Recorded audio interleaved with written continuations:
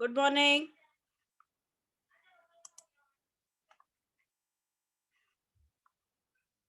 Good morning, ma'am. Good morning. Okay, so today we were what we were going to discuss, that means chapter 2 मैंने sprint करा दिया आपको. Okay. Good morning beta, good morning. Good morning Maitri, good morning. Okay. So today we are going to discuss about the periodic classification of the element in very short, not in the detail. Okay, only the main parts we will discuss, and the periodic properties only we will see the trend. We will not see the depth of it like how we have seen in the previous explanation classes. We will not do that in depth. We will only just see the sprint, how it is done. Okay, is it clear? So let's start periodic classification. And फिर अपना sample paper has regular how we are doing. Okay. और एक एक chapter का core आपको समझना है. Core means what? Main points you have to understand it. Is it clear to everyone?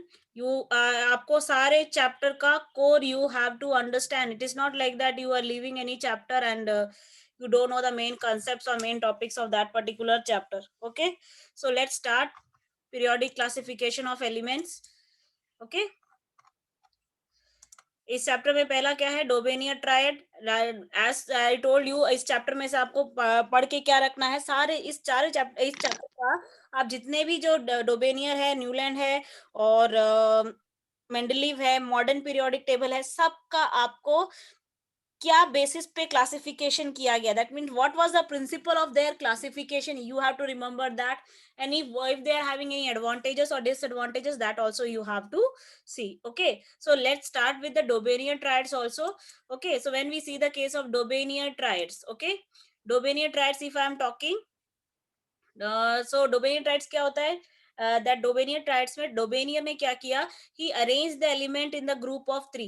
He arrange the elements in a group of three, and the speciality of this group was that the first element and the third element's mass average, when we take out, then the mass was near about or near same to the second element. जो first और जो third element है उनके मास का अगर average निकाला जाए तो वो एग्जैक्टली सेम आ रहा था या नियर अबाउट सेम आ रहा था किसके? द सेकेंड एलिमेंट के. तो ये क्या है? Dobereiner triad. Okay, so the principle of classification is what? The elements are arranged in the increasing order of atomic masses and in a group of three, which is called as triad.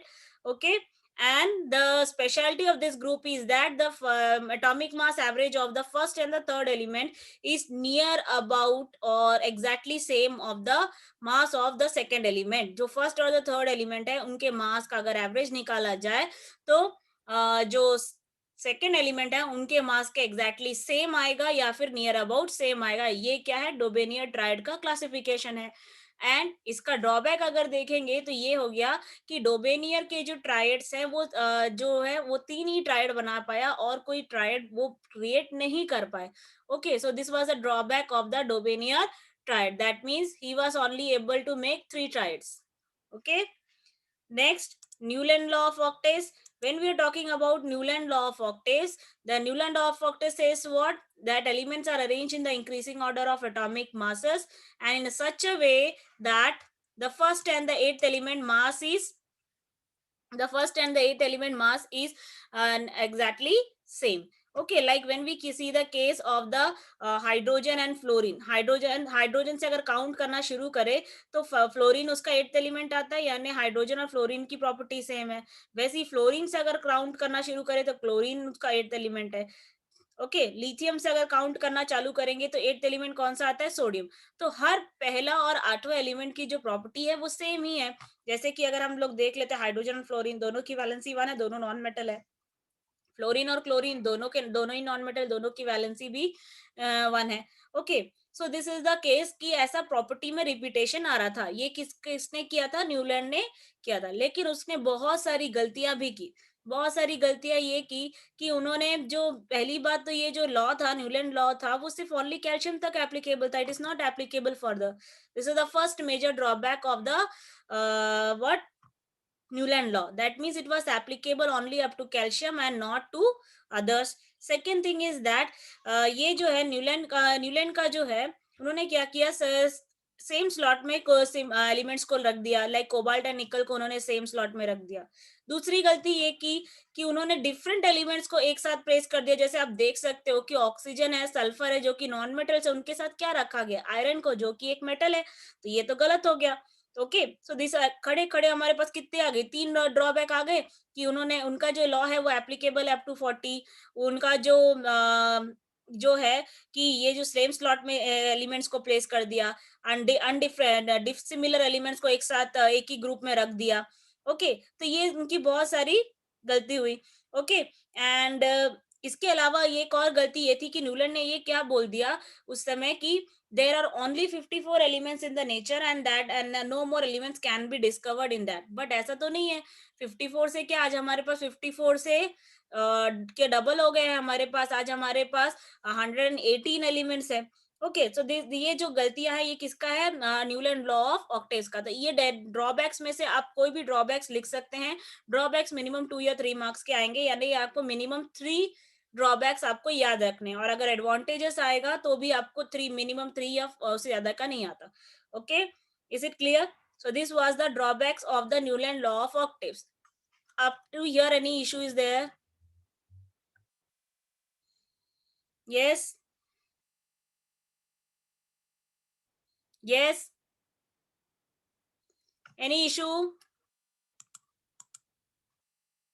Okay, so अब इसमें एक और चीज ये कर सकते हैं, या अब एक और चीज हम देख सकते हैं कि यहाँ पे क्या है, जो न्यूलैंड के बाद जो कुछ एलिमेंट्स आए थे, न्यूलैंड के पीरियोडिक टेबल के बाद कुछ एलिमेंट्स आए थे, वो लूनर लॉ ऑफ ऑक्टेव्स के हिसाब से बिल्कुल सही नहीं बैठ रहे थे। जैसे हम इसके बाद आए नोबल गैसेस, उनको इस ऑक्टेव में कैसे प्लेस किया जाएगा, वो भी नहीं कर पा रहे थे। तो this is another drawback of the Newland. Yes, Arihant, Veera, Mehul, you are attending all together? Yes, ma'am. Yes, ma'am. Okay. Ma'am Dobereiner का एक ही ड्रॉबैक था। yes. ड्रॉबैक तो यही, ड्रॉबैक बनाने के लिए और भी डिस्कवरी चाहिए। उसने ट्राइड ही 3 बनाया, और क्या ड्रॉबैक देगा, सबसे बड़ा ड्रॉबैक वही हो गया। उसके अलावा कोई ड्रॉबैक आएगा ही नहीं। जैसे अब एलिमेंट्स ही नहीं था उस समय, तो और क्या बताओगे आप। नोबेल गैसेस की डिस्कवरी नहीं हुई थी तब तक।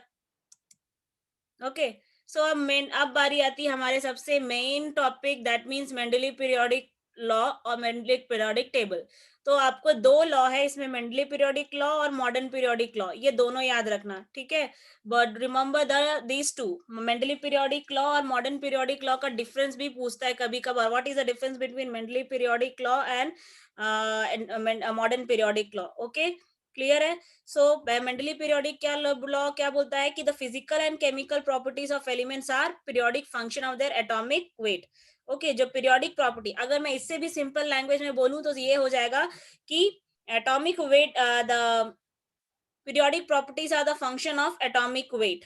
Okay, periodic properties are the function of atomic weight. Okay, तो ये पीरियोडिक प्रॉपर्टीज का मतलब क्या आता है, कोई मुझे बता सकता है?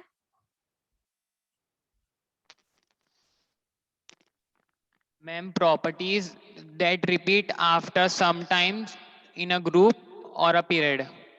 Okay, the group which the properties which is repeated in a regular trend along the periodic table. In the periodic table में जब आपको कोई चीज प्रॉपर्टी रिपीट होती हुई दिखती है रेगुलर ट्रेंड में, वो क्या कहलाती है, पीरियोडिक प्रॉपर्टीज कहलाती है। ओके, और यहाँ पे एक जो रहता है, ये क्या है, एटॉमिक वेट जो रहता है वो एटॉमिक, आप लोग देखोगे कि कहीं एटॉमिक मास टर्म यूज होता है, कहीं एटॉमिक वेट टर्म यूज होता है। ज्यादा डिफरेंस नहीं है, लेकिन फिर भी अगर आप you want to know what is atomic weight, it is the, you can say it is atomic weight जो रहता है ना, वो एक्चुअली वो मास ऑफ एन एटम रहता है। Atomic mass is the mass of an atom, where as atomic weight is the average of the all the naturally occurring way isotopes of that particular element. अगर कोई element isotopes के form में exist करता है, अगर कोई element जैसे carbon हो गया या हाइड्रोजन हो गया, नाइट्रोजन हो गया, ये एलिमेंट जैसे आइसोटोप्स के फॉर्म में एक्सेस कर रहे हैं, तो इन सारे आइसोटोप्स के मास का एवरेज जो निकलेगा, वो जो एवरेज एटॉमिक मास है उसको हम एटॉमिक वेट भी बोलते हैं। लेकिन एटॉमिक वेट से ज्यादा ट्रेंडी आजकल एटॉमिक मास है। तो यहाँ पे आप ये भी लिख सकते हो, periodic properties are the function of their atomic mass. Is it clear? तो एटॉमिक वेट देख के कुछ अलग चीज है ये मत सोच लेना, क्योंकि किसी किसी के दिमाग में ये आता भी है कि एटॉमिक वेट क्यों है, एटॉमिक मास क्यों है। ओके, सो ये मेंडली पीरियोडिक लॉ जो है, मेंडली पीरियोडिक लॉ ये कहता है कि periodic properties are the function of their atomic weight और atomic mass, you can also write. तो फीचर्स, अब इसका अगर फीचर्स देखा जाए तो मेंडली पीरियोडिक लॉ का अगर फीचर्स देखा जाए तो ये मेंडली पीरियोडिक टेबल है। इसमें क्या है, उन्होंने क्या किया, इसको जैसे मॉडर्न पीरियोडिक टेबल में हॉरिजॉन्टल रोस एंड कॉलम्स थे, वैसे ही यहाँ पे भी क्या है, रोस एंड कॉलम है। इन्होंने जो उन्होंने रोस के बाद ये रोस और कॉलम में डिवाइड कर दिया पूरे पीरियोडिक टेबल को, और टोटल आप 8 कॉलम देखोगे एंड 7 rows देखोगे। Okay, the rows they are referred as periods and the columns they are referred as groups। यहाँ पे भी मंडली पीरियोडिक टेबल में भी उनको ग्रुप और पीरियड्स का ही नाम दिया गया। और एक और खास बात थी मंडली पीरियोडिक टेबल की, कि इन्होंने जब ये ग्रुप्स की क्लासिफिकेशन किया तो उसमें जो एलिमेंट्स थे उनको उनके रिएक्टिविटी के बेसिस पे अरेंज किया गया। आप यहाँ पे देख सकते हो, रिएक्टिविटी मींस ऑक्सीजन और हाइड्रोजन के साथ रिएक्ट करने से उनका फॉर्मूला क्या होगा। जैसे यहाँ पे देखो, ऑक्साइड और हाइड्राइड के फॉर्म में ये R2ORH, मतलब यहाँ पे जितने भी एलिमेंट इस ग्रुप में आएंगे उनके ऑक्साइड या हाइड्राइड का फॉर्मूला या R2O फॉर्मेट या फिर RH फॉर्मेट में रहेगा। जैसे हाइड्रोजन हाइड्रोजन H2O बनाता है ऑक्साइड, लिथियम Li2O बनाता है, sodium Na2O, potassium K2O। Okay, तो ये जो इस ग्रुप में जो एलिमेंट्स आएंगे उनके ऑक्साइड का फॉर्मूला और हाइड्राइड का फॉर्मूला सेम रहेगा। Same way in the second group the elements which are placed in the second group will have the this particular format of the oxide and hydride formula. Okay, तो उन्होंने groups में classify कैसे किया, group में classify करने के लिए उन्होंने क्या किया, ऑक्साइड्स और हाइड्राइड्स के फॉर्मूला को देखा, यानी कि जिन एलिमेंट्स के ऑक्साइड और हाइड्राइड का फॉर्मूला सेम आ रहा है वो एक ही ग्रुप में आ गए। और सेकेंड थिंग, और इस ग्रुप में अरेंज करने के बाद उन्होंने ये भी किया है, ऐसा अरेंजमेंट किया कि जो एलिमेंट्स है वो इंक्रीजिंग ऑर्डर ऑफ एटॉमिक मास के ऊपर आए। अब इन सब ग्रुप्स की एक और खास बात ये थी कि ये जो ग्रुप्स है वो सब ग्रुप्स में डिवाइडेड है A and B। You can see that they are divided in the subgroups A and B, and the last group, the 8th group is not having any subgroups, it is just a group of 3 elements। Okay, तो ये Mendeley periodic table की कुछ खासियत थी। एक yes yes बेटा, group का difference क्या है? सब ग्रुप का डिफरेंस क्या है? सब ग्रुप का डिफरेंस क्या है किसमें, ये मेंडली पीरियोडिक टेबल में? Yes ma'am. एज सच तो सब ग्रुप्स का कोई डिफरेंस नहीं है, उन्होंने बस ये हाइड्राइड और ऑक्सीडाइड के जैसे सिमिलर है, नेचर ही है, बस ऐसा सब ग्रुप्स उनको अरेंजमेंट के तरीके से उन्होंने रखा है। मास के सब ग्रुप्स मतलब मास के, उनका फॉर्मूला सेम है लेकिन मास ज्यादा है। ओके, तो उसी में ही सब ग्रुप बन गया। जैसे कि अगर इस एलिमेंट में देखो, इस फर्स्ट सीरीज में देखो, फर्स्ट सीरीज और सेकेंड सीरीज 39 40 47 50 50 54 55 58 58.7, अब यहाँ पे आ गए 63। और इनको इसी ग्रुप में क्यों रखा गया, क्योंकि यहाँ पे ये जो है इसी ग्रुप में क्यों रखा गया, क्योंकि इनका जो फॉर्मूला है वो ऑक्साइड और हाइड्राइड का सेम है। समझ में आया क्या बोला मैंने? एक ही, मैम जैसे हाँ हाँ, मैम जैसे पीरियड ए और बी में डिवाइड है, वैसी पीरियड ए और ग्रुप बी जो में डिवाइड नहीं है, सीरीज में। हाँ, फर्स्ट सीरीज हाँ, सेकंड सीरीज में डिवाइड है। हाँ ग्रुप ए और बी में डिवाइडेड है, और जो पीरियड्स है वो फर्स्ट सीरीज और सेकंड सीरीज फोर्थ से डिवाइड है, तो यस, उसको भी वैसी डिवाइड किए हैं कैसे? वेट के हिसाब से, Hmm, एटॉमिक वेट। ये atomic weight means you want to tell atomic weight मतलब increasing order of atomic weight ही बोल रहे हो ना आप, बोलना क्या चाहते हो?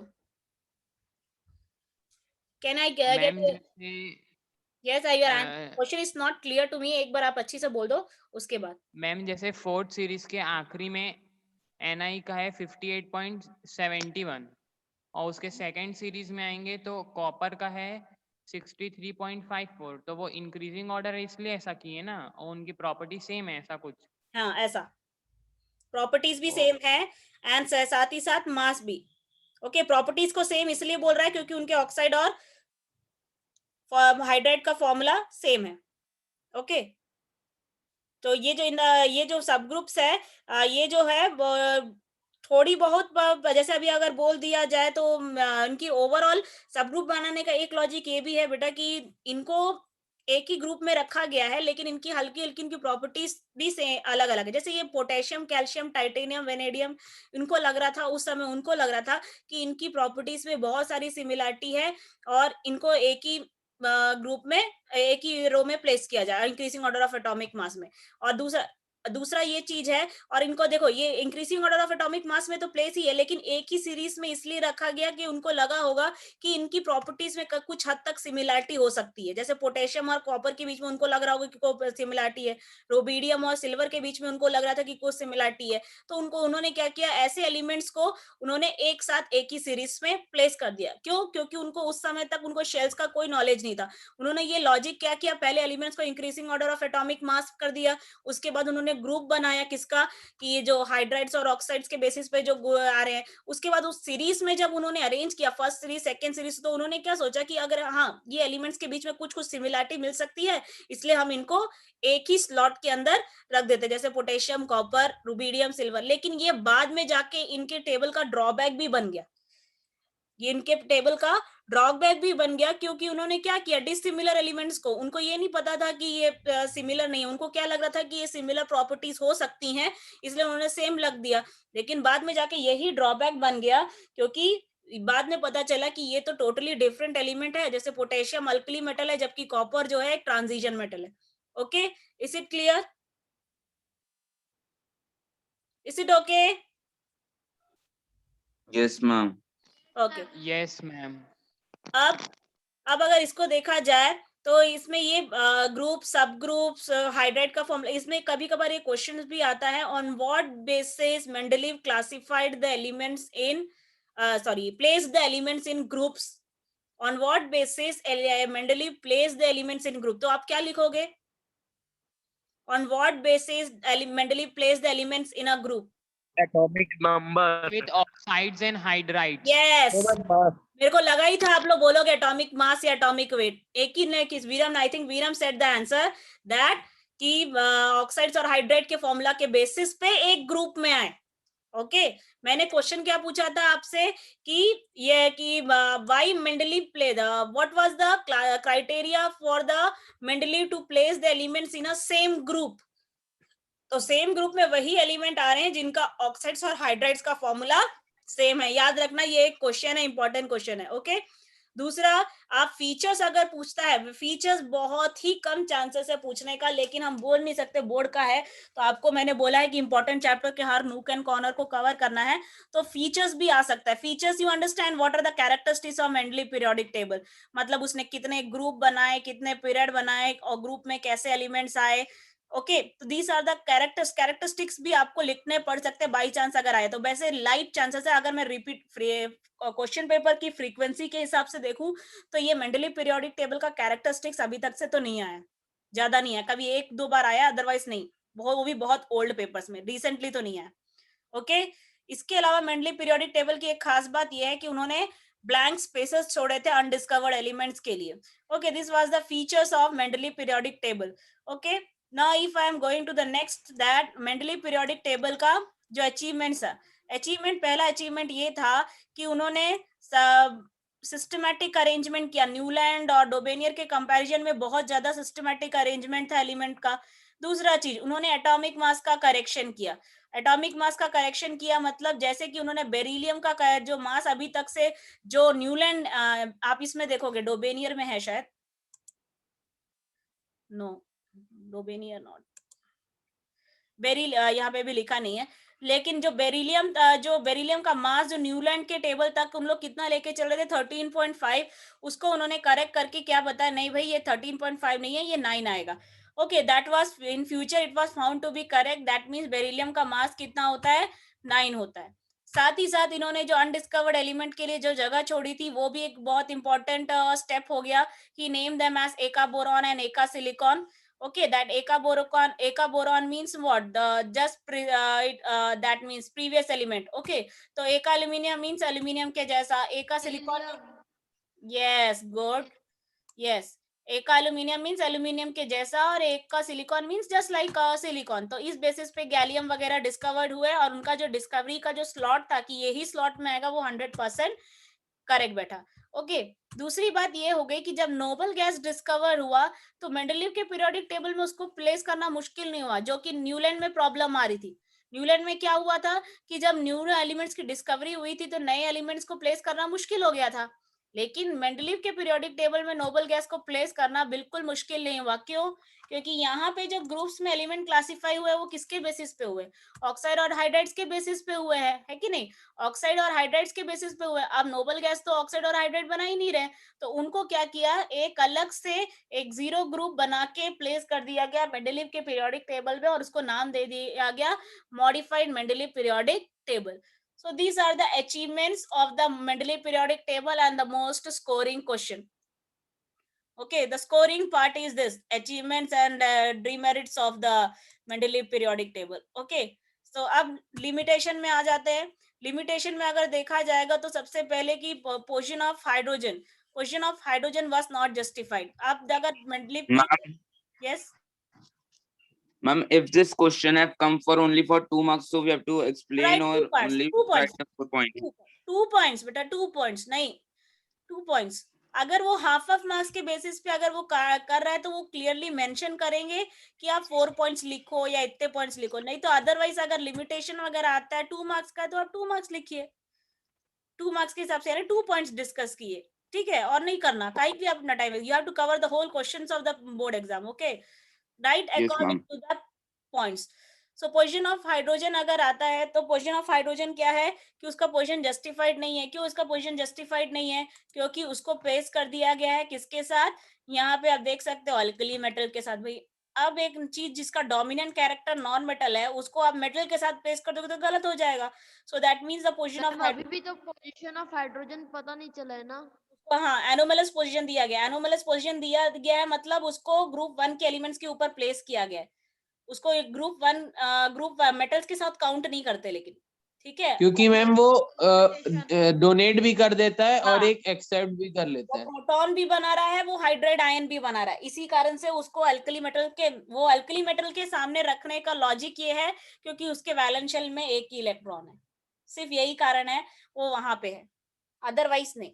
और एटॉमिक नंबर के बेस पे बन रहा है, तो एटॉमिक नंबर पे बन रहा है तो जाहिर सी बात है, जो फर्स्ट एलिमेंट है उसको तो आना ही पड़ेगा सबसे पहले, इसी कारण से हाइड्रोजन को वहां पे रखा गया, अदरवाइज नहीं। Okay, so next is position of isotopes. Position of isotopes में क्या रहा है, कोई जगह नहीं मिल रही, आइसोटोप बेचारे भटक रहे हैं, क्योंकि एटॉमिक मास के बेस पे कर दिया जाए तो ऐसा होगा तो आइसोटोप सारे अलग अलग स्लॉट में चले जाएंगे। जैसे कार्बन के ही 3 आइसोटोप है तो 3 और 12, 13, 14 अलग अलग स्लॉट में चल जाएंगे, वो तो गलत हो जाएगा। Next, anomalous pair of elements. कुछ एलिमेंट जो हैं वो उनका पेयर जो है वो एनोमलस है। क्यों एनोमलस पेयर है? जैसे कि आप ही देख सकते हो कि यहाँ पे क्या है, कोबाल्ट और निकल का अगर देखोगे, आपने बोला कि हम इंक्रीजिंग ऑर्डर ऑफ एटॉमिक मास पे बेसिस पे करेंगे और आपने ही उस ऑर्डर को गलत कर दिया। How you have place cobalt before निकल, 58.9 बाद भी आना चाहिए तो उसको 58.7 के पहले लिख दिया, तो ये गलत हो गया, अपने ही इससे कॉन्ट्रडिक्ट कर रहे हो। Next is placement of elements like in different like elements in different groups. तो उन्होंने क्या किया, जो अलग प्रॉपर्टी जो सिमिलर प्रॉपर्टीज ऑफ एलिमेंट है उनको दूर दूर भेज दिया। जैसे गोल्ड सिल्वर वगैरह जो गोल्ड प्लैटिनम है जो कि नोबल मेटल्स के हैं, उनको उन्होंने क्या किया था, दो अलग अलग कॉलम्स में रख दिया था, तो ये उनका दूसरा बड़ा गलती हुआ। तो ये है उनका क्या, लिमिटेशंस। तो this much limitations also you can write. Limitation याद रखना, लिमिटेशन और ये ड्रॉबैक्स वगैरह 3 मार्क्स क्वेश्चन या 2 मार्क्स क्वेश्चंस के लिए आता है, तो मिनिमम ज्यादा से ज्यादा 3 पॉइंट्स आपको तो याद रखना ही पड़ेगा, ऐसा नहीं कि आप छोड़ के आ रहे हो। Okay, next is what, next topic is modern periodic table. Modern periodic table में मैं फिर से बोल रही हूँ, मॉडर्न पीरियोडिक, लिमिटेशन और ड्रॉबैक एक ही होता है ना। हाँ, लिमिटेशन, ड्रॉबैक्स, डीमेरिट्स, ये एक ही पॉइंट लिखना है। वैसे ही एडवांटेजेस, मेरिट्स, ओके, तो उसके लिए आप एक ही मतलब वही एडवांटेजेस ही लिखोगे। Okay, now modern periodic table की अगर बात की जाए तो इसमें इसको मॉडर्न पीरियोडिक टेबल का जो मॉडर्न पीरियोडिक लॉ है उसको दिया था मोजले ने। ओके, मोजले ने इस टेबल का जो लॉ है वो दिया था और उन्होंने लॉ के हिसाब से क्या बोला था कि the periodic properties are the function of the atomic number, यानी जो पीरियोडिक प्रॉपर्टीज है वो एटॉमिक नंबर के ऊपर डिपेंड करेगा। ओके, पीरियोडिक प्रॉपर्टीज चेंज होगी किसके साथ? एटॉमिक नंबर के साथ। और इस लॉ को यूज करके बोर ने टेबल सेट किया था। ओके, नील बोर ने इस लॉ को यूज करके टेबल बनाया था। Okay, Ma'am, what is the difference between both statement given by Mosley and Neil? No, that one previous. Mendeleev. Mendeleev. Mendeleev, that periodic properties are function of atomic mass and atomic number. बेटा बहुत difference हो गया ना, मास और number. मास और number में जमीन आसमान का अंतर है। Isn't that or not?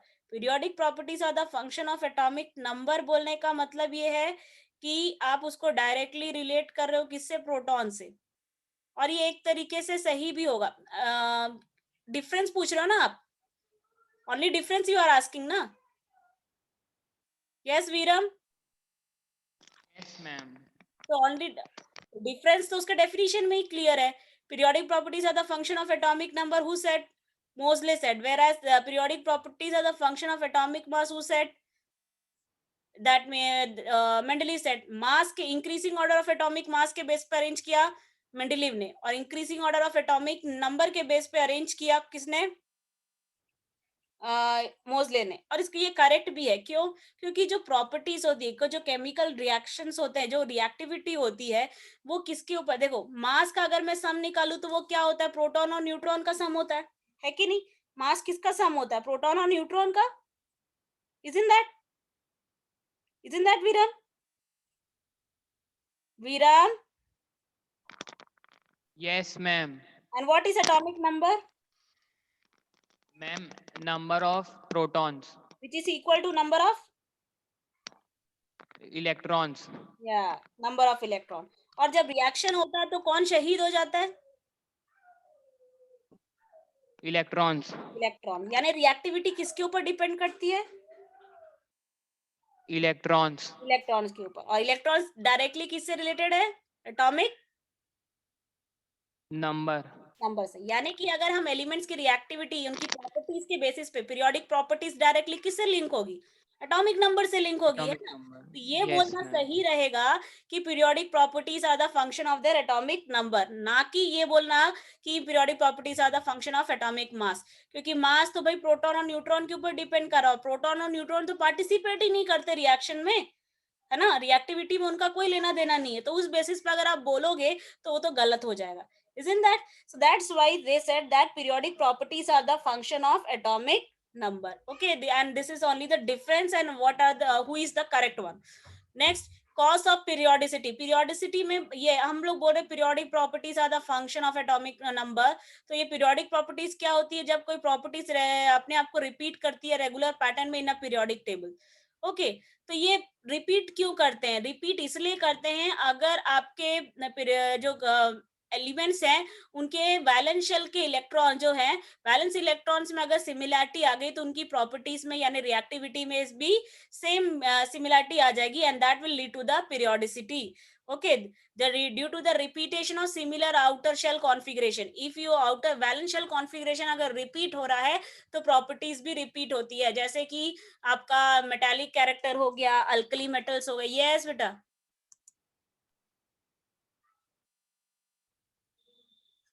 yes Ayush, what happened? You are telling your name to everyone. Any issue? Okay, तो ये रिपीटेशन इन द प्रॉपर्टीज मिल रही है, वो रिपीटेशन इसलिए मिल रहा है क्योंकि आपका जो है outer shell valence shell configuration में सिमिलरिटी। ओके, अब ये पीरियोडिसिटी याद रखना, what are periodic properties and what is the cause of periodicity is an important question, 1 marks question 2 या 1 मार्क्स में आ सकता है, तो इसका याद रखना पीरियोडिसिटी क्यों मिलता है। ओके, द नेक्स्ट इज ये मॉडर्न पीरियोडिक टेबल है आपका ये पूरा। अब मॉडर्न पीरियोडिक टेबल से रिलेटेड कुछ पॉइंट्स है कि मॉडर्न पीरियोडिक टेबल periodicity एक बार और बताओ ना। periodicity क्या होता है? When the properties repeats itself at regular intervals of time in a periodic table. When the properties repeats itself at regular intervals of time in a periodic table, it is called as periodic property. और ये property हमको में repetition इसलिए मिलेगा क्योंकि हमारा जो elements हैं उनके वैलेंशियल कॉन्फ़िगरेशन सेम हो जाएंगे। जैसे कि अभी मैं एग्जांपल से बता रही हूँ आपको, ये लिथियम, सोडियम, पोटेशियम वगैरह का एक ही ग्रुप के एलिमेंट है, तो इसमें क्या ये सारे के सारे मेटल्स हैं, ओके, और इनका वैलेंस इलेक्ट्रॉन कितना है? सबका 1 है कि नहीं? तो इनके जो yes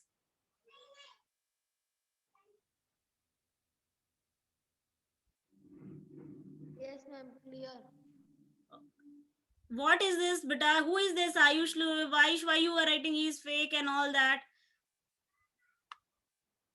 Ayush are you there? अब मेरे को ऐसा अगर रिपीटेड मिला ना, मैं ब्लॉक कर दूंगी, आउट ऑफ क्लास कर दूंगी। मैम मैं क्या कर रहा हूँ मैम? मेरे को क्यों बोल रहा हूँ? कोई और आके मेरे नाम से कर रहा है, वही तो बता रहा हूँ मैम मैं आपको। आईडी तो सेम है। तो मैम आईडी तो लिख के आया है ना मेरे नाम से। Who is this? Video. I will either change your name or I will just move you out of the class. Who is this?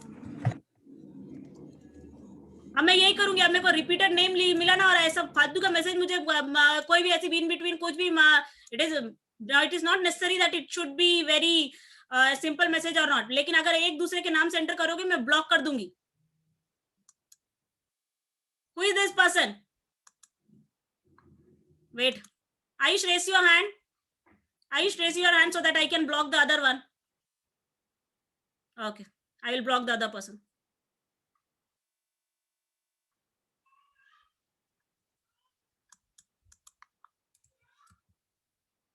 Who is this?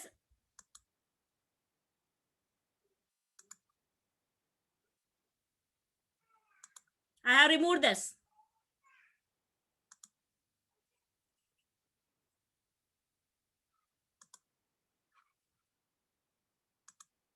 Okay, so यहाँ पे ये हो गया।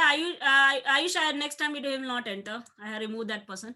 Okay, so यहाँ पे क्या होगा, ये अब एक ही ग्रुप के एलिमेंट्स है, तो एक ही ग्रुप के एलिमेंट्स में आप देखोगे कि इनका सबका वैलेंस शेल कॉन्फ़िगरेशन सेम है। दैट मीन्स इनकी वैलेंस इलेक्ट्रॉन सेम है, तो इनकी प्रॉपर्टीज में भी सिमिलरिटी आ रही है। क्या सिमिलरिटी आ रही है कि ये सारे के सारे मेटल्स हैं, इनके जो ऑक्साइड्स वगैरह के फॉर्मूला है वो भी सेम आ रहे हैं। तो ये आपका सिमिलरिटी इन द प्रॉपर्टीज आ रहा है। क्यों? क्योंकि इनके वैलेंस इलेक्ट्रॉन सेम है। अब इससे रिलेटेड दो दूसरे क्वेश्चन क्या है? दूसरे क्वेश्चन ये है कि how many groups and periods are there in the modern periodic table? Total 18 groups are there and 7 periods are there in the modern periodic table. Okay, is it clear?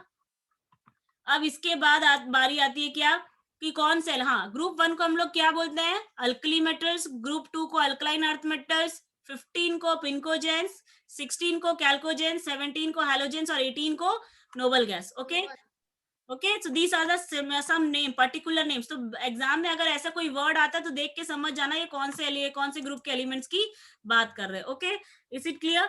ये हो गया आपका अल्कली, ये सारे metals हो गए।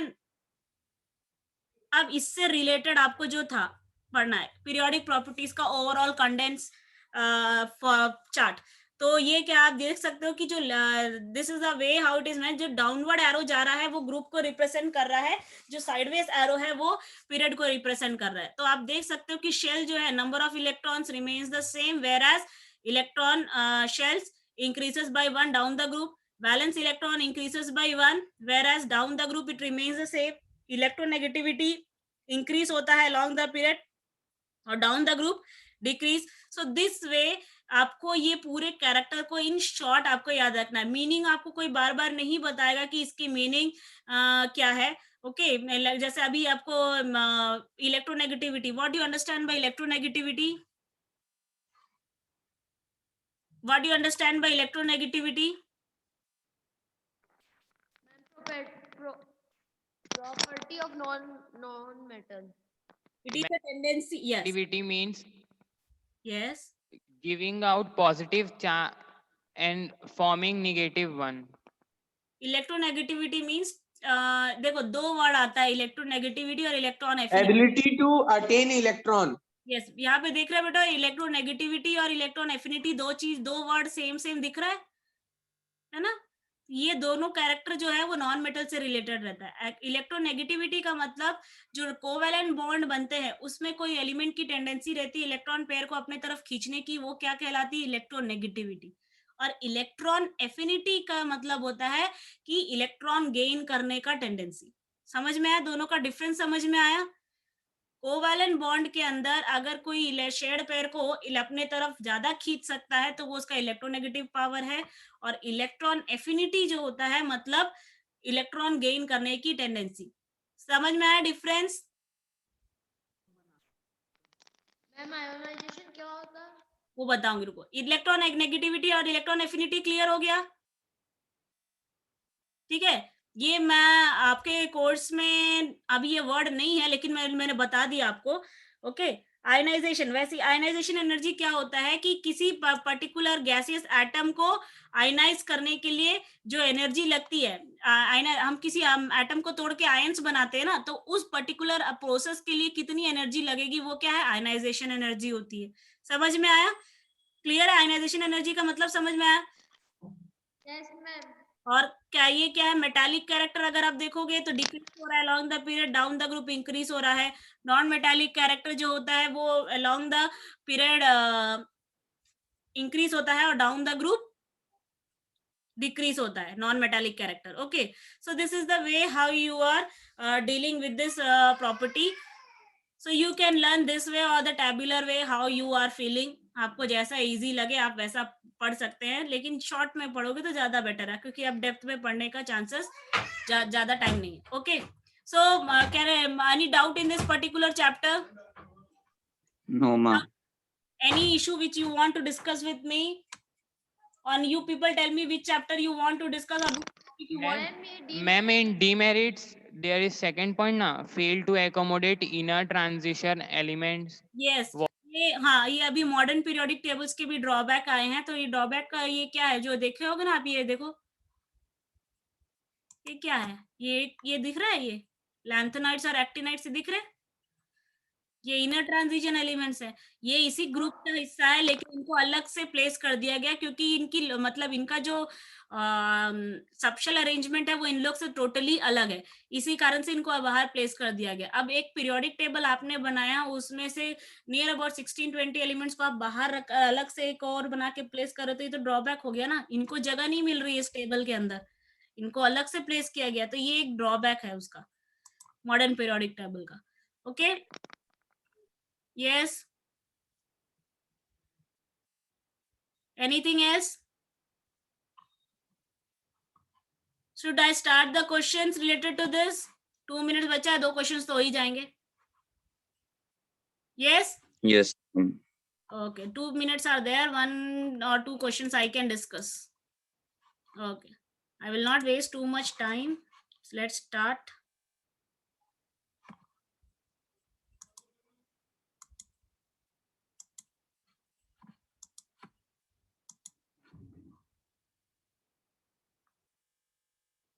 The screen is visible na? Yes, ma'am. Okay.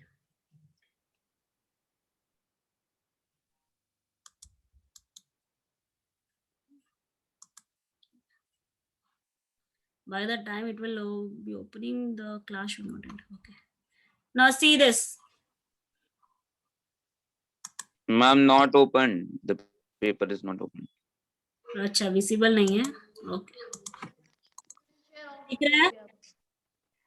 Yes, ma'am. Now Yes, it's okay. ma'am. Now it's visible. तो पहला क्वेश्चन क्या है? How many vertical columns are there in the modern periodic table and what are they called? What are they called? Group and they are called Group groups. 18. Groups. Okay. Groups. they are Good. 18 in number. 18. Okay. 18. Yes. The state the modern periodic law of classification of element. Please don't shout. I will ask the person. Okay. Akshat. Akshat. Akshat. Yes, ma'am. Beta, second question, 9th one. State the modern periodic law of classification of elements. Is the modern periodic law. Ma'am, in modern periodic table, the elements are classified by their atomic numbers. Elements modern periodic law ये है, वो तो classic periodic law क्या है ma'am, वो तो ना बेटा?